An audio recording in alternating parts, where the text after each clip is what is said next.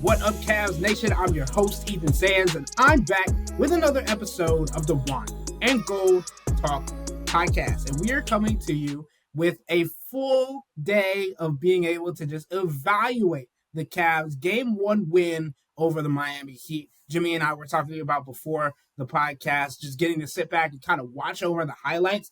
Jimmy, I want to ask you this, starting with you being able to break down film and sitting down and just reviewing things.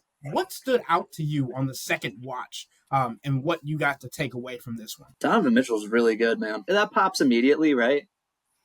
But like, those were 30 extremely difficult points that he scored last night. Finishes around the rim. There's one play, second or third quarter, middle of the game somewhere, where Sam Merrill hits him, throws him a pass, then goes and screens for him, and like Donovan escapes both his defender and the screen defender, and then Bam's trying to help, and he kind of loses the ball, but not really. Somehow there's an extra dribble in there that he keeps it, and then he goes up and under, spins it off. It's just amazing.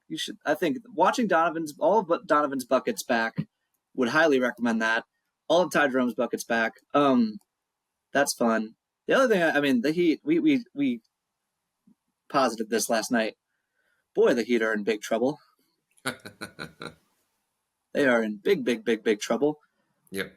I'm looking over the NBA.com numbers today. Like, the Cavs scored 122 points, and the pace of this game was like 87.5, and that's well below the 30th place Orlando Magic in the regular season.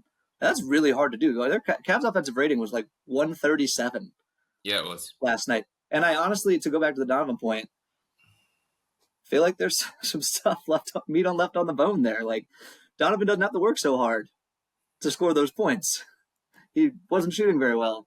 DeAndre Hunter gave you basically nothing. And Evan, obviously we know there's a little bit more room for production from Evan Mobley and Jared Allen. I'm just wondering, like, for the Heat, at a certain point, you got to sacrifice a little defense for offense, right? I know that there's not a lot of great options, whether it's like whether it's more Duncan Robinson, like one of the few times the Cavs defense was ever in rotation was when Duncan Robinson was running the screen and Cavs were flying at him because they didn't want him to shoot, or if he somehow got over. There was a play where both Ty Jerome and Sam Merrill closed out at Duncan Robinson, and he pump faked them both. I don't know if it's put more shooting. Maybe you're crashing a little hard on the offensive rebounds. The Heat tried to push a little bit more off misses last night. And I understand Spoelstra's calculus here. It's like, if we try to run with this team, they're going to bury us. We're not a good offensive rebounding team. And if we try to crash the glass, they're going to bury us in transition if they get the rebound. But like, you got to do something, because Tyler Hero and Bam in the half court aren't good enough. And I don't think you have personnel answers, right? Like, is Davion Mitchell going to play another game that good in this series? Right. I don't know the answer. So Donovan, awesome. Heat in big trouble. Those are my takeaways. And we talked about this on the podcast last night, but I got the numbers. So Miami over-expected about 9 effective field goal percentage points over-expected last night. So they shot above their heads. That's what we talked about. And they still only scored 100. Because it comes down to this, guys. They only have one consistent creator, and then Davion Mitchell, who's a very, very nice story, who I don't think you can count on doing what he did last night for the remainder of the series, or multiple games for the remainder of this series. So it's basically Tyler Hero all out there by himself trying to create offense. And at one point in the second half, he completely disappeared because the Cavs just made life miserable on Tyler Hero. Every time he touched the ball, there were multiple guys waiting for him around the paint, around the rim, making things as difficult as possible. Like, there were a couple of shots that he got in the second half that he would probably like to have back. The right wing three wide open on a scramble play. That one stands out to me. He missed that one. That's a rare one. He probably wants to have that back. But he's going to have to work so hard to generate looks, not just for himself, but for his teammates, because they just don't have enough consistent playmaking. That was the striking difference when you talk about the Cavs offense versus the Heat offense. At least one of them, Cavs had 3 guys that were consistently creating offense at an extremely high level. What would the Heat offense look like with Ty Jerome? It's a significantly different conversation. When you have Darius Garland and Donovan Mitchell and Ty Jerome, and at times they shared the floor with one another, when they're all out there together, being able to play off one another, being able to play make, I mean, it's just all of a sudden the defense is scrambling because there are just too many guys that can break you down at the point of attack and cause you to go into rotation on defense. The Cavs don't have to do that because the only guy that they're worried about doing that consistently in the series is Tyler Hero. Unless Miami decides to dust off Terry Rozier or something and hope that, he plays a lot better than the way that he did throughout the course of this year. But that was the idea. Like, the idea for Miami when they traded for Terry Rozier was get more help, get more playmaking, get somebody to take the ball handling responsibilities and that pressure off of Tyler Hero.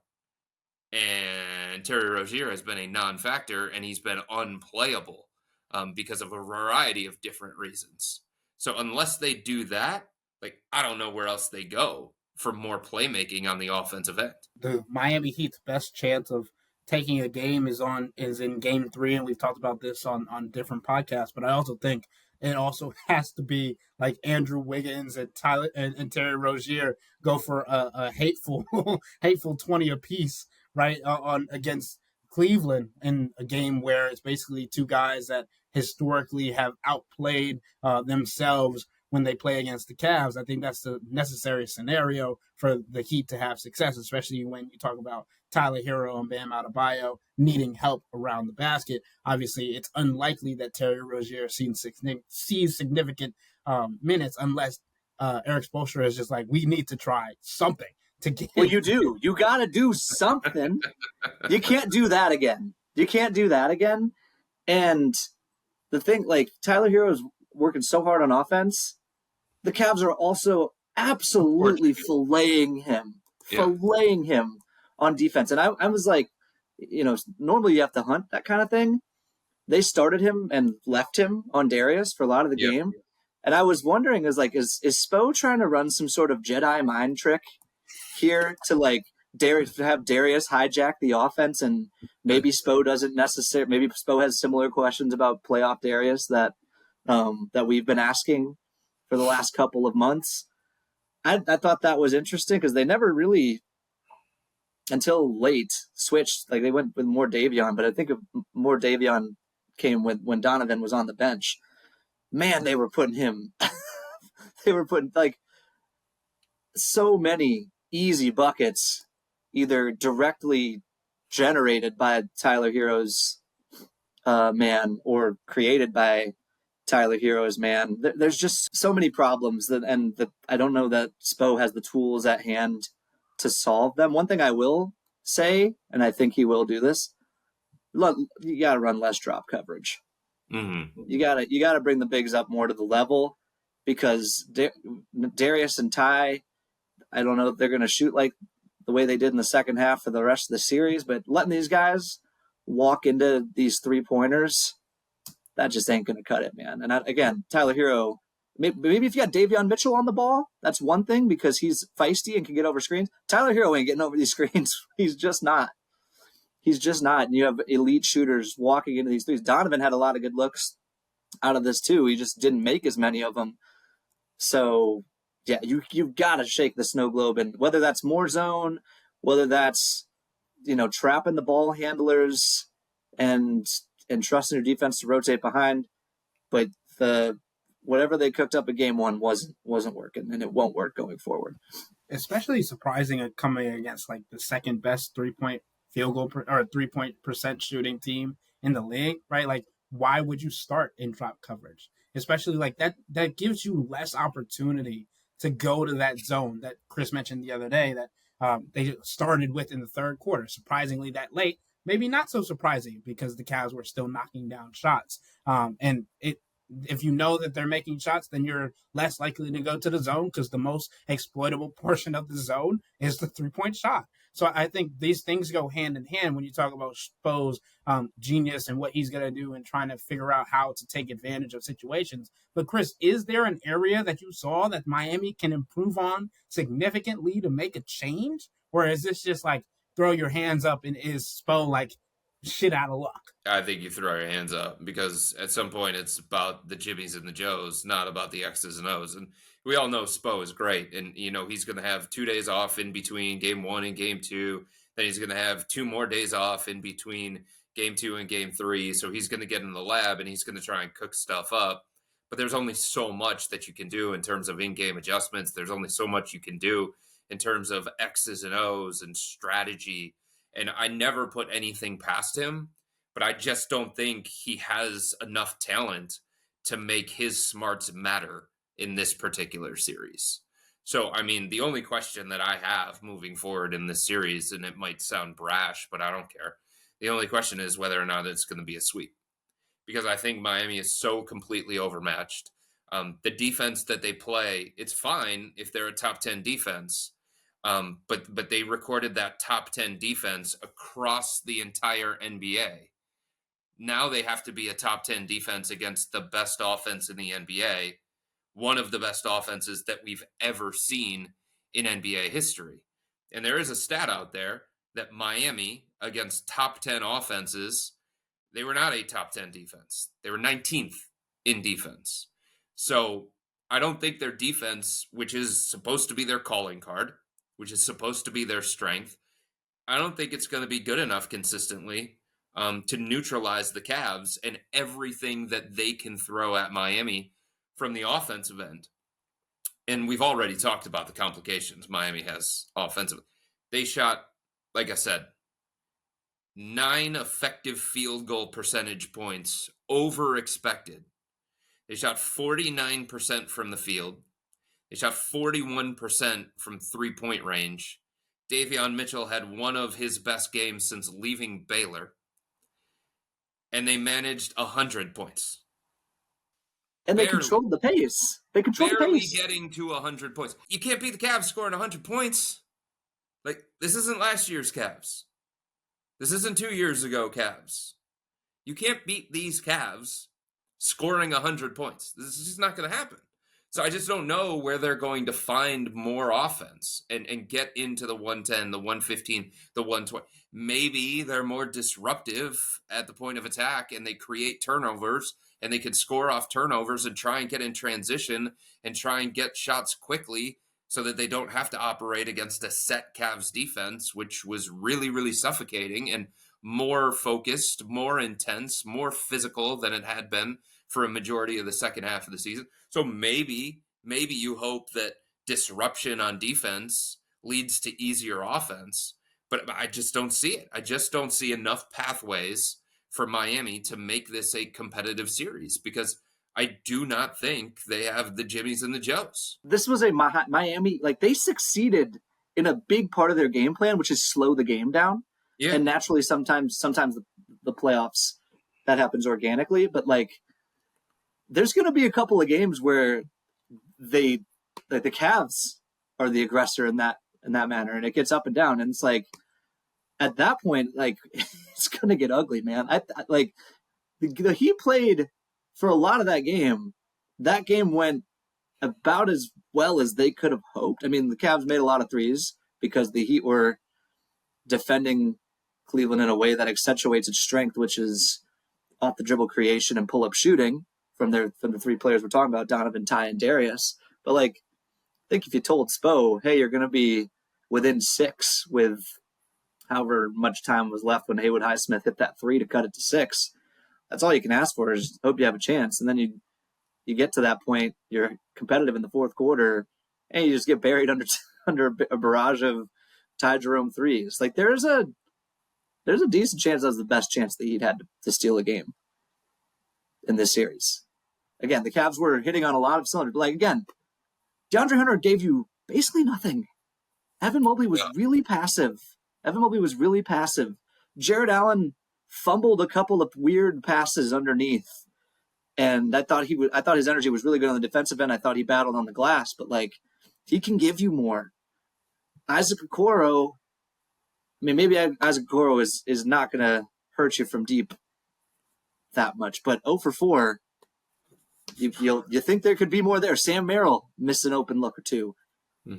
There's more room for the Cavs to improve on offense. And like you're saying, Chris, the one thing I would say, and these opportunities are few and far between, just lean as hard as you can into not guarding the Cavs non-shooters or so shooters. I mean, I'm talking about like Isaac Okoro, obviously, 0 for 4. Man, what an ominous sign for Isaac. I that felt was really, really good. bad for him. And by the way, shot of this year's playoff run is a wide open corner 3 right in front of the Cavs basket, and he throws it off the side of the backboard. And I mean, his second shot was up to the heavens. I've never seen that much arc from Isaac Okoro on a shot in my life, and it just seemed to get into his head. If you watch it back, I think the NBA.com clip has like the Cavs home broadcast team over it, and it just goes, Okoro from the corner, silence, bounces out to whoever. Like we just didn't even acknowledge the shot. But even someone like Dean Wade, right, who has a little bit more of a proven track record as a shooter than Isaac Okoro, like try to funnel as many shots toward him as possible. I thought it was interesting that one of the first possessions of the game, Bam just let Evan Mobley walk into a 3. More of that, because like I think Evan is getting pretty close to proven as a 3-point marksman, but just as many of any shot that or any decision that is not being made by Donovan Mitchell or Darius Garland or Ty Jerome, but these are wins because you don't have the person. Davion Mitchell is one person, and the Cavs are going to basically have 2 elite creators on the floor, at least one at all times, and you don't have the answers for that. Right. So try as you might, you're not going to be able to do it, but try to funnel the ball elsewhere and hope that you get better. And then you can always go try to roll the random shooting variance dice. Hope the Cavs go cold. You can always do that. I think it's also going back to the point that Chris made on a previous podcast. Like, this is not the same Miami Heat team as history's past, right? Like, this is not the Jimmy Butler-led team. Like, Bam Adebayo was mic'd up for game 1, and he's literally talking to the guys like, I know you don't want your man to score, but that happens in the playoffs. But we have to be in our like defensive principles. You cannot get so caught up in trying to stop your man that you allow someone to be wide open. Because sure, Jimmy, you're absolutely right. A play not made by Darius Garland, Donovan Mitchell, or Ty Jerome in game 1 was a beneficial move for the Miami Heat. But if the player that you're giving the shot to is literally wide open and they have options, they can either, hey, okay, I feel confident, I'm going to shoot this shot. Or, hey, I have 3 steps into the interior. I can get to a shot that I'm more comfortable with. That's a deterrent for any Miami Heat fan, right? You talk about how Bam Adebayo, as the leader of the defense, as the leader, he was clearly frustrated. He had, this was like on the TNT broadcast, he had his little wrap on his head, trying to like cover his face so that people couldn't see what he was saying. But he had the mic on, so it didn't matter. And he's like, literally, it seemed frustrated to have this conversation with new guys. Like, he's talking to Khalil Ware. Like, I know you don't want your man to score. And then he mentions, we know that Darius Garland is going to attack Tyler Hero, so we can't be in the drop coverage. We have to run them off the line. And still, that didn't happen. So I think the point being made is that, again, as Jimmy was mentioning, there's so much more room for the Cavs to improve offensively, and they still haven't seen the caliber of defense from the Miami Heat to give them any level of scare for what they're able to produce. And I want to go into the areas that we feel like they can improve in, and I think it starts with Isaac Okoro and DeAndre Hunter. DeAndre Hunter being the bigger one because of how his role is going to influence different playoff series. But Isaac is a player that we have wanted to see take a level of a jump in the playoffs, and his defensive versatility is important if the Cavs end up playing against the Milwaukee Bucks and Damian Lillard's in that series, or Indiana Pacers and Tyrese Halliburton is there, right? Him being an option will be important, but the lack of confidence and even I think Ty Jerome had the ball and Isaac was standing in the corner after he had missed 4 in a row and he didn't go back to him, right? So I think there's a sense of we need both of them, especially DeAndre Hunter, to be better. But I think we're getting to the point where it's not only concerning about Isaac Okoro, it's he's not going to have the same leeway as we thought he might, even under Kenny Atkinson. I mean, look, I was talking to multiple coaches before the playoffs started, guys, and we were going through the Isaac thing. And, obviously there's a plan to have him more involved offensively, use him as a screen setter. Not all of this has to happen in just one series against Miami, okay? Maybe it's the next series against Indiana where it makes more sense, or if Milwaukee finds a way, despite how flawed their roster is, for Giannis to just go Superman and drag that team into the conference semifinals, or maybe it's against Boston, against their switch heavy approach. I don't know, but it doesn't only have to be Miami. So I think we have to remember that. But there was this whole conversation about, okay, if you put Isaac more in the action, use him as a screen setter, then he can be an outlet. Or you just take him out of the corner where he's not just a standstill guy, and you change his shot profile and where those shots are coming from, and he feels more a part of it. That's something that they were talking about.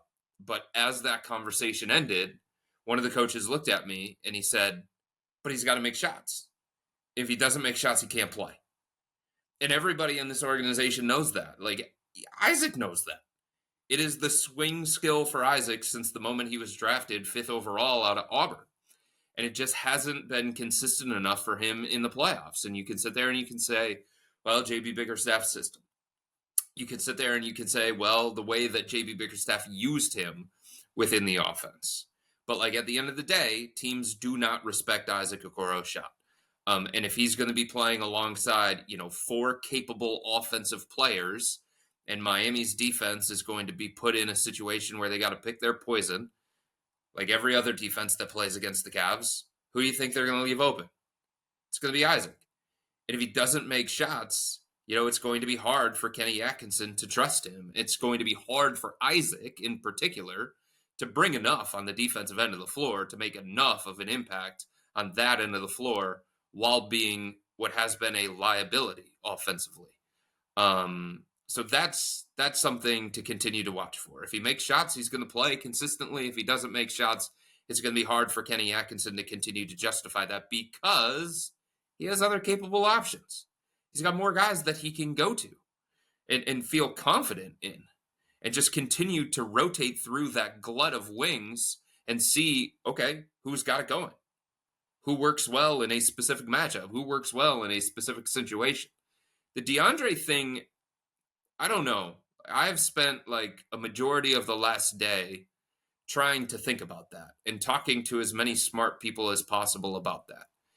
And everybody keeps bringing up that Kenny's just unwilling, it seems, to play him at the 3. And I know it's a positionless game and stuff like that, but that matters from a roster construction standpoint, and it matters from an available minutes standpoint when the other power forward on this roster is Evan Mobley. So it's if he's not going to play him at the 3 because he likes Max, or because he likes Max and Sam together, or because he likes somebody in Sam, or if he plays the 3 guards with Darius, Donovan, and Ty, then the only available minutes for DeAndre are going to come as a backup power forward. And that's just not a big workload that's available to him. And there could be a situation where just in this particular series, Kenny feels like the movement, the gravity, the spacing, the 3-point shooting of somebody like Sam Merrill and Max Strus is really, really important. And they would prefer that, the continuous movement and flow through the offense. And that's not so much DeAndre as it is those kinds of guys, because he has a different kind of skill set. And maybe Kenny feels like in these certain lineups, that's more valuable. that's more meaningful to their offense. But if he's going to be so hesitant to play DeAndre at the 3, then his minutes are going to be capped. Like, as the game was going on, I was turning to a couple of the people that were sitting next to me in the media section, and I'm like, boy, we haven't seen a lot of DeAndre tonight. So there's a Steve Kerr corollary here. And I think it fits because of all the similarities between what the Cavs are doing offensively and what Steve wants to do offensively. Obviously, Kenny has referenced the Warriors' experience on several occasions, and the Ty Lue experience, but he was with Golden State longer. And so there's this. I mean, Steve Kerr's going through this with Jonathan Kuminga right now. Jonathan Kuminga, DeAndre Hunter are different players with different reasons for not playing, but Steve Kerr's done this on several occasions in the past in playoffs with guys who better fit the style, the flowy, beautiful game, read and react, make quick decisions, 0.5 basketball, all that sort of stuff. With it's that guy who's maybe more of a veteran role player or just fits the role better. And there's a guy like DeAndre who is more talented individually, can create more offense by himself. And if we're being honest, in my opinion, is more important to the long-term playoff success of this team than some of the other guys we're playing right now. But what happens is coaches, two things. One, coaches are pretty stringent about their philosophies and about what works.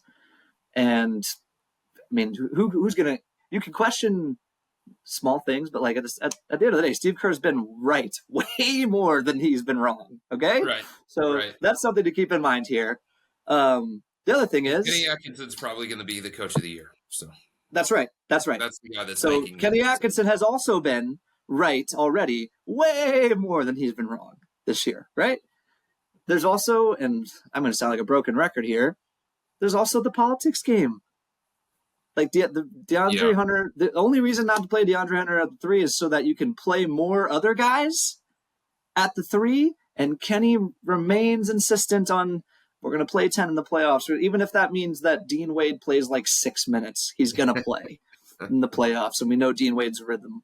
Everyone's a rhythm player, but like, what's Dean Wade supposed to do in 6 minutes? Defend Dean Wade. But like, if you're gonna tap the Dean Wade button down the road, how much are those 6 minutes really giving you? I have questions about that. But Sam Merrill, the Sam Merrill thing, and I think we're toggling between the DeAndre conversation and the Isaac conversation. Sam Merrill coming in the game alongside Ty Jerome and DeAndre Hunter yesterday and playing the 6th most minutes in that game, I raised my eyebrow, man. Because it's like shifting gears from DeAndre to Isaac. Like, obviously, every time we have the Isaac conversation, we should always mention that, like, as much as we want the shot to come along, that dude is an elite defensive player. When he was able to be out there, Tyler Hero was not having a good time. He was not having a good time with Isaac Okoro guarding him. I thought Sam Merrill did a good job too, but Isaac Okoro, like, if it was possible to match their minutes, I don't know that Tyler Hero would be shooting 40% in the series. Like, Isaac was a mirror of Tyler Hero. It was very impressive. That being said, Sam Merrill shoots 37% from 3, and honestly, that's probably underselling it. He had some struggles at times this year, and he's proving himself more and more. The more rope that the Cavs give him, the more he's proving to them, like, hey, I can survive out here on defense. Mm-hmm. And in the pace and space NBA, it's a very interesting conversation to have a guy who defenses respect as a shooter, who they will, like, Sam Merrill's a no-help guy for defenses, elite spacer of offense. And I don't know, what are we calling him right now? A slightly above average defender? I think conservatively, because he's been looking really good against Tyler Hero in the special. Now, down the road, there are going to be matchups where Sam Merrill ain't going to look like that. Right. The Boston Celtics will go after him, and they will have success in a way that they would not have success against Isaac Okoro. But right now, it's actually a legit conversation. Like, well, how much defense am I really losing out there? And how much offense am I sacrificing? Like that seesaw is not balanced between Sam and Isaac. So that part is complicated. The DeAndre thing, I think, you really need him down the road. Mm-hmm. Like in these series where you're going to have to match elite offense with elite offense, and you can't afford to slip at all. Like you're going to need DeAndre to be peak in rhythm, feel like he can take over any possession if the shot clock is lower, if heaven forbid Darius doesn't have it that night or Donovan's having a rough night. That's why he's here. He's here for this run. And as important, I agree that it's important to get guys like Sam Merrill a lot of runs so you get trust out of him down the road, or Dean Wade or Max Strus or Isaac. All these guys are important. DeAndre Hunter is frankly more talented than all of them. And that's why Kobe Altman brought him in, because it could be a core 5-ish instead of a core 4. 100%. And it's supposed to be, as you mentioned, Jimmy, like DeAndre Hunter is the offense that Isaac Okoro doesn't have, with the defense that is comparable to Isaac Okoro, right? But when you talk to me and you say that they both have a similar output, exactly the same output, 0 for 4 from the field. Obviously, Isaac's all 4 shots came from beyond the arc. I think it's important that we actually look at the numbers when it comes to the 5-man lineups that they got. So DeAndre Hunter played in 16 minutes. He played 7 minutes alongside Donovan Mitchell, Ty Jerome, Sam Merrill, and Evan Mobley. In those 7 minutes, the team's offensive rating was 120. The defensive rating was 107.7 for a net rating of 12.3 per 100 possessions. That's the only lineup he was in game 1 that had a positive net rating. The other two, he was alongside Jared Allen, Darius Garland, Ty Jerome, and Sam Merrill. The offensive rating for the 5 minutes he was on the floor with that group, 88.9. In the 4 minutes that he was on the floor with Donovan Mitchell, Jared Allen, Darius Garland, and Evan Mobley, the offensive rating was 57.1. The net rating was negative 71.4. Obviously, of course, we have to mention all of this is an extremely small sample size. It's one game, but we have to look into the numbers. The numbers don't matter. The pluses and minuses do. That's how I would frame this. Okay, so I want to just keep going into the Isaac and Sam so we get a little bit of reference between what each player was able to do. And I think it's interesting that even though Isaac Okoro was over 4 from the field, over 4 from deep, the offensive rating for when he was on the floor wasn't horrible, right? He played 8 minutes alongside Donovan Mitchell, Ty Jerome, Sam Merrill, and Evan Mobley, and the net rating was 0.0. The offensive rating was 123.1. The defensive rating was 123.1. When in the 4 minutes that he played alongside Jared Allen, Max Strus, Darius Garland, and Dean Wade, the offensive rating was 162.5, and the defensive rating was 100. So net rating 62.5. Then we go over to Sam Merrill. He played 8 minutes alongside Donovan Mitchell, Ty Jerome, Isaac Okoro, and Evan Mobley. The offensive rate, again, a set off net rating, 123.1 offensive rating, defensive rating 123.1.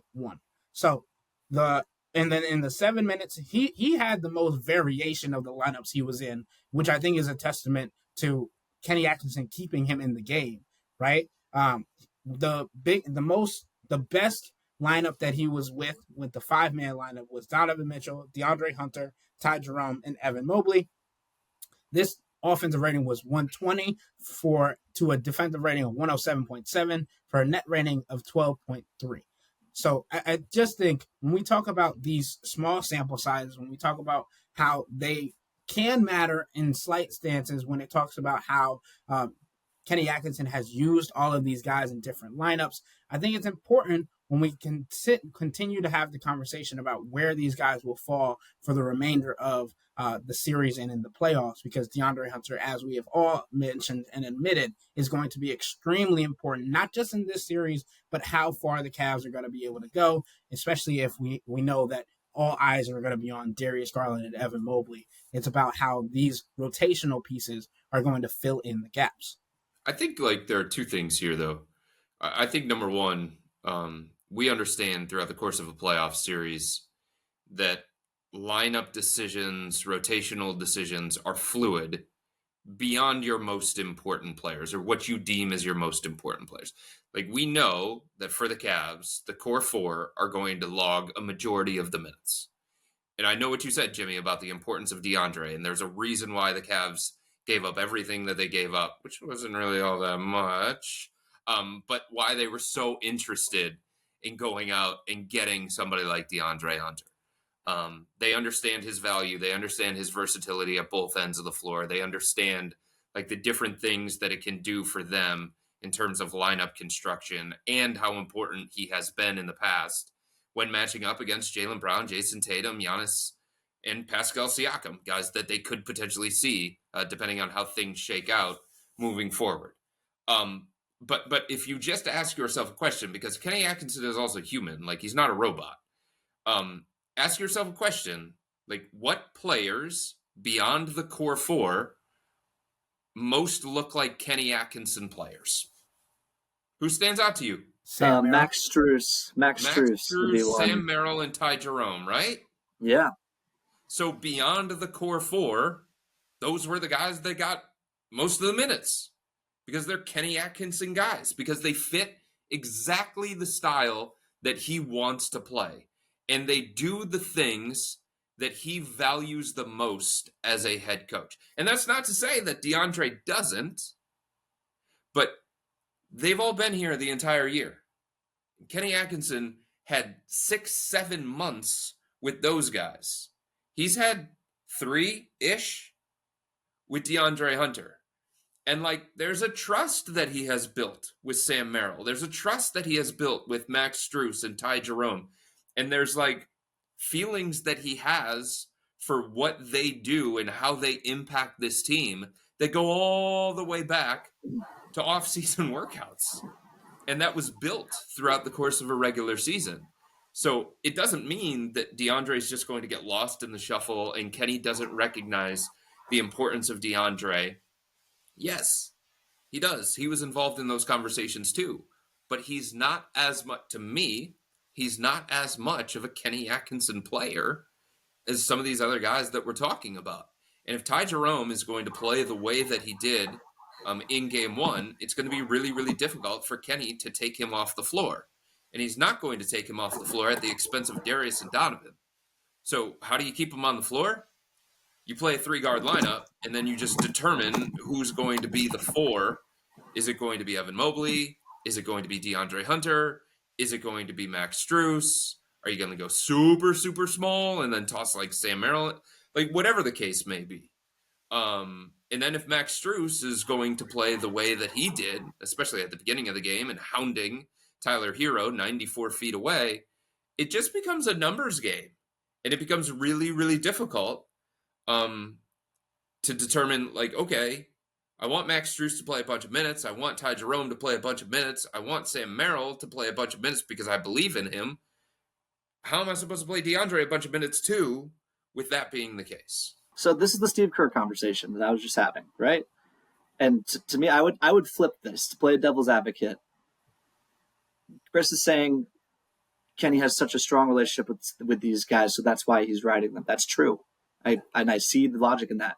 But could I not flip that and say, because he has such a strong relationship with them, it is easier for him to reduce their roles slightly. And because he doesn't have as strong of a relationship with DeAndre Hunter yet, is it not more important to establish that trust on both ends? On both ends. Shouldn't Kenny, by the time we get to Boston, and we have a lot of runway still before we get there, but like it ain't that far away. The playoffs are now. Like by the time we get to Boston, shouldn't Kenny have a very good idea of everything that DeAndre Hunter can bring to the table? I'm now thinking back to all the eye rolling I did when people were saying, why isn't DeAndre Hunter playing more with the core forward? Because I thought he would do it in the playoffs, and there's one game. He still might. Might. Right. But I'm just saying, like, I wonder, I think Ty Jerome is important here because having that presence in the locker room, DeAndre's best friend, can stem a lot of what could be a very weird situation here with a new player otherwise, and especially if Ty is killing it. Like DeAndre can subsist on that for a while, and he's not. By the way, he's not going to float through every game the way he did through this one. This game just happened to be how this game unfolded. But I will say, I will reiterate though that if you have all these strong relationships with Max Strus, Sam Merrill, etc., I do think it's easier for you to cut their minutes. And I do think it's really, really important for Kenny and DeAndre to establish something approaching that over the next couple of months. And the only way you can do that is by trying it out. But I would say with the caveat of if the situation calls for it, and if the play of those other guys warrants going away from them. There are going to be games where, Sam is not playing as effective as he did in game one. Then you go away from him. There are going to be games where Ty Jerome, I know that he's in the conversation for Sixth Man of the Year. I know that. And I know that he's really, really important for this team. But there are going to be games where he's not playing and being as effective as he was in game one. So you go away from him. And the same thing when it comes to Max Strus. So I think you're right, Jimmy, but I think there's a caveat attached to that. And there just wasn't a time, even though I pointed out to some of the people that were sitting next to me, I pointed out that it had been a long time since we saw DeAndre Hunter. I never looked at that game and said, oh man, they're really missing the things that DeAndre is bringing to the table. They need to find a way to get him back on the floor because of this, and this. I want to play a third devil's advocate because I like it and I think it's fun. I think it's Jimmy's point is more so it's not like, oh, we need it. It's like, oh, I want to see this. Or I have the opportunity to see this. We're up. And I feel like DeAndre Hunter, we're not going to lose anything if we put him in and see what he's going to add to this kind of scenario because we haven't seen it yet in a playoff environment, right? And Jimmy, kind of going back to what you were saying about DeAndre Hunter in the core four, I was one of those people you were rolling your eyes at when bringing it up on the podcast. And I want to reiterate the standing that I think it was 32 minutes that he played with the core four, maybe less in the regular season. That's not enough to know. And I think that's a point that Kenny Atkinson has been partially trying to tell us. I still don't know this guy. I'm still trying to get to know him. But the only way, to reiterate everybody's point, the only way to get to know him is by seeing it yourself. And practice is great. You get a week long of practice. He gets implemented into the offense. He gets to learn the principles. He goes from being a guy that you say, give him the ball and everybody else get out the way to, hey, we want to implement you into this. Now you have to try and find your own flow. How are you going to do that if he doesn't get any opportunity to get to know how it looks in the playoffs? Sure, it's probably the trickiest time of the season to be acclimating yourself into this situation. But I think this is the time of year that you got him for, so you might as well give him the opportunity and the chance to see what he's going to be worth. Can I say one more thing on this? This is a DeAndre and Isaac point for both of them. We can say for Isaac that, hey, you know what? If he's not hitting now, we'll give him another try, Indiana. And hey, if DeAndre will have other opportunities down the road, but it's not going to get easier to change your rotation. Certainly as the playoffs get deeper. The level of competition is going to increase significantly, actually. And the last thing you want is be pulling new levers and pushing new buttons against Boston and hoping it works. You'd like to have some idea that you know how it works, at least when it does work. And so this is one game. Again, it's one game. Yeah. And we all respect Heat culture, right? We have established that long before. But you're gonna beat this team. So I just feel that I said this before the series started. This series should be an extension of the regular season in many ways. And I think one of those ways is lineup experimentation. Again, it's one game. DeAndre Hunter might play 30 minutes and score 25 points in game two. Yep. But all we have right now is this one weird kind of floaty data point where he went 0 for 4 with 3 rebounds and an assist. And to Ethan's point, I don't know how you get to know somebody in a game like that. I also think Kenny's usage of DeAndre has like spoken loudly without him coming out and saying it. And I think one of the underlying things is he doesn't want to play DeAndre at the expense of his other options that can play the small forward spot. He's more willing to play DeAndre at the expense of Dean Wade. That's become clear. And I think, that's part of it. He has guys at the 3 spot that he values a lot, whether it be Max Strus, whether it be Sam Merrill, whether it be Ty Jerome in a 3-guard lineup. And to him, like the spot where he can fit DeAndre the best is at the power forward spot because he's okay. He's okay going away from Dean Wade. And I think it's just so funny to me as we reminisce on last year's playoffs and all of the Jamie Bickerstaff tenure, and now we're into the Kenny Atkinson season, right? Like, if you came into the year, were you guys picturing Sam Merrill as a 3 or someone who had to fight for 3 minutes, like a small forward minutes? Barely played any kind of minutes last year, to be fair. It was mainly in a shooting guard role. But now you're telling me that he's a guy that you traded to help you beat Boston. You don't want to take Sam Merrill out. And it's basically like his first year playing true minutes as a small forward. And it's just so interesting to me that he has not only grown as a defender, but he hasn't been a liability against a lot of these small forwards that are physically bigger than him. Sure, Sam Merrill's 6'4", 6'5" on a great day, but like he's not the most athletic guy. The Cavs generally are yelling at him to dunk the basketball just to prove that he can do it. Right? Ty Jerome is a guy that still doesn't have a dunk in his career, and I don't know if he's going to with his floater action. But how dare you doubt Ty Jerome on a day like this? How dare you? But I just, coming into the season, did y'all see Sam Merrill as a 3? Did you see him fighting for 3 minutes with Max Strus, DeAndre Hunter? On a similar note here, how about Dean Wade as a fringe rotation guy? What's the temperature like on Dean Wade Island right now? Yeah, how are the people doing?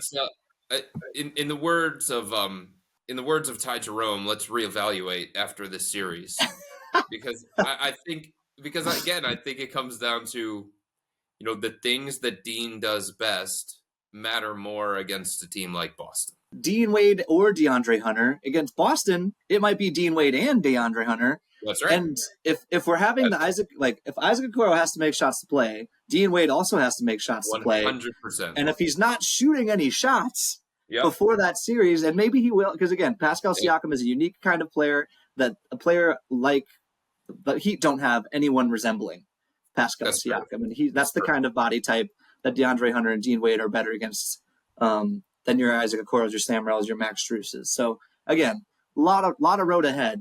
It's just interesting. Before the trade, Dean Wade was like, anytime the Cavs defense suffered, we couldn't evaluate it if Dean Wade wasn't there, right? Yeah. He was like this linchpin piece to the rotation, and he still may be down the road. But man, it's interesting how times have changed. And I think that we're running out of ice here on Dean Wade Island, and the drinks are getting a little bit too frothy at this point.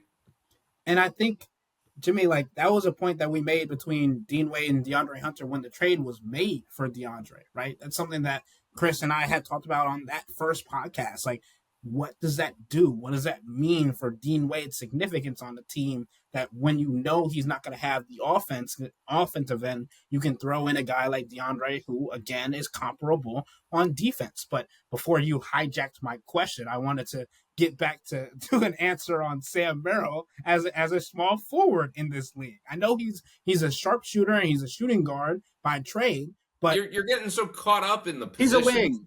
He's a wing. Okay. He's a two-way wing now. But at this point in time, were you seeing him as that before this year?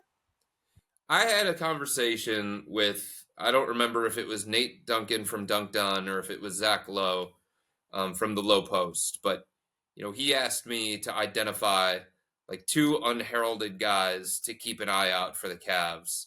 And I said Sam Merrill and I said Ty Jerome. Now, I'm not saying this to take a victory lap or anything along those lines, but, What a victory lap it is, though. Yeah. What a victory lap. Whew. And I said because, Kenny has experience with guys that play and look like Sam Merrill.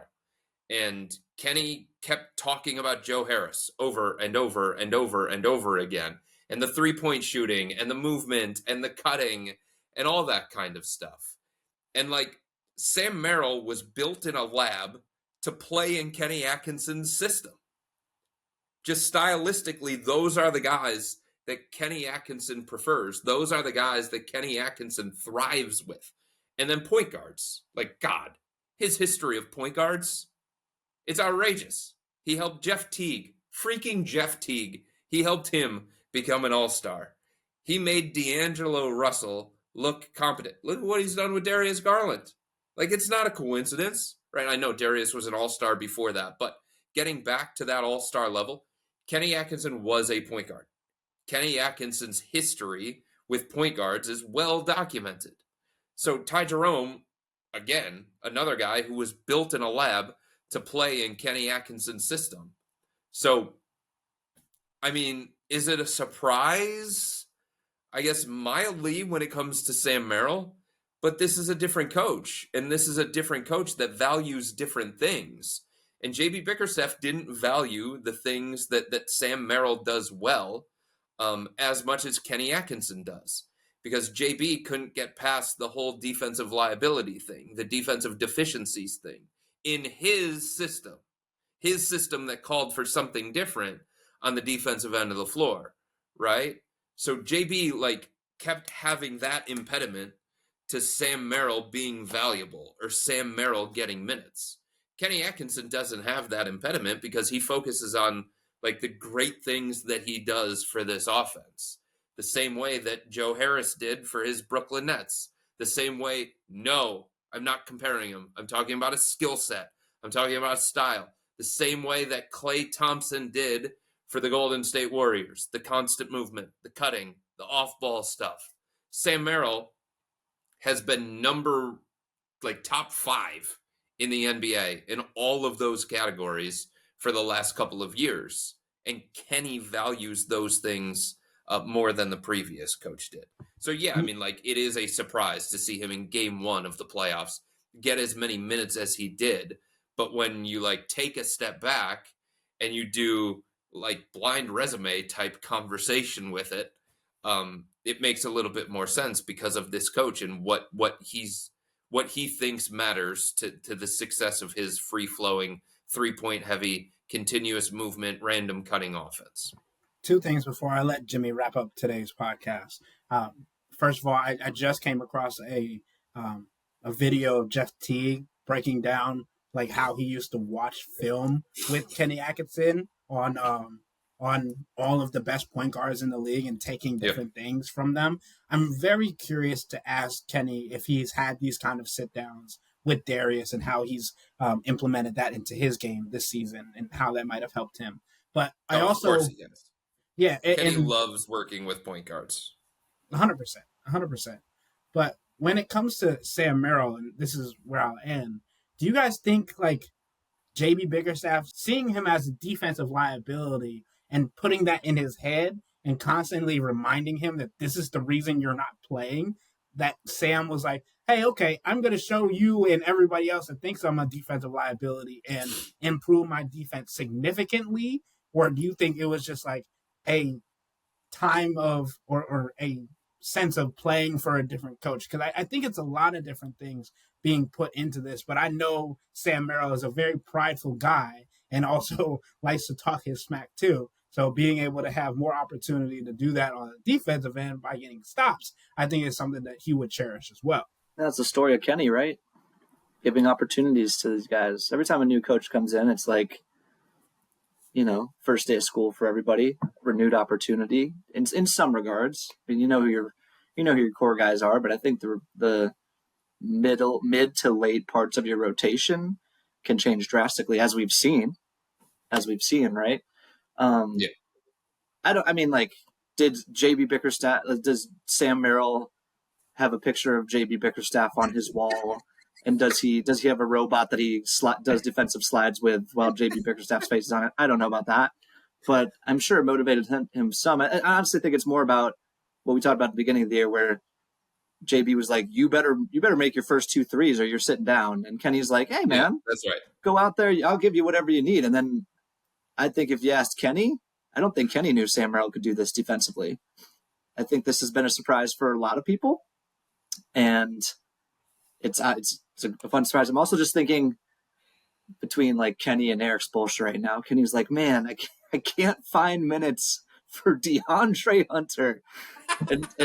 And Spo's like, man, is it time to play the Nikola Jovic card, dust off Pell Larson or Terry Rozier? Like, it's just two very different realities. And I think for one final point on Sam Merrill's defense, because it has Eric Spoelstra would go crazy for Sam Merrill right now. He'd be doing backflips. Backflips. I would also say that, like, I don't think Sam Merrill's defense is as good as the numbers indicate throughout the course. Of course not. Of course not. It's but even the eye test, though, like, yes, it's who he's playing around. I know he battled. He's tough. And he's tough. Yes, he was competitive, especially in game 1 last night. And he was in the jersey of Tyler Hero and all that. So, yes, I would agree. It was a very it was a solid, in the words of Ty Jerome, it was a solid performance from Sam Merrill on the defensive end of the floor. But, like, we don't have to pretend that you know, he's Dyson Daniels out here or Lou Dort or something like, or Cason Wallace or something like that. I think in some cases Sam and his defensive impact metrics, they benefit greatly from being on a top 10 defense in the NBA and surrounded by some of the players that he was surrounded by. It's something that Kenny Atkinson has continually said, like what Jimmy was getting at, the differentiation between the coaches, like opportunities versus not, but it's also like how you're talked to, right? Kenny Atkinson is, from the beginning, I don't care if Sam Merrill's making shots or not. He's going to play because he can play defense. Like, that is something that he was saying during training camp. And I'm like, well, he's coming off a wrist injury and all these things. Like, is he actually going to get minutes? No. Kenny Atkinson is standing 10 toes down, and it could be because Sam Merrill is the perfect player for his system. It could be because of the defense. It could be because of the shot. It could just because Kenny Atkinson is comfortable with him and has worked with him for 6-7 months, as Chris was saying.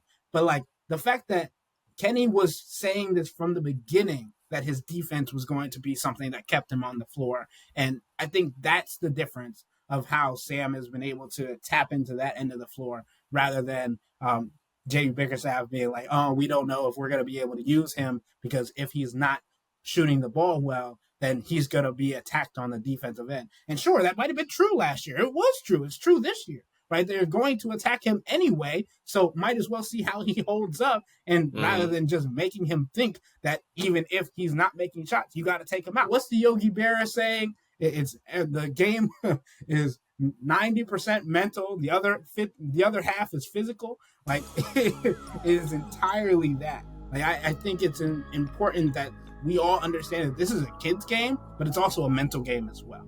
But with all that being said, that'll wrap up today's episode of the Wine and Gold Talk podcast. But remember to become a Cavs Insider and interact with Chris, me, and Jimmy by subscribing to Subtext. This is where you can send in your Hey Chris questions for tomorrow's episode of the podcast. To do so, sign up for a 14-day free trial or visit cleveland.com/Cavs and click on the blue bar at the top of the page.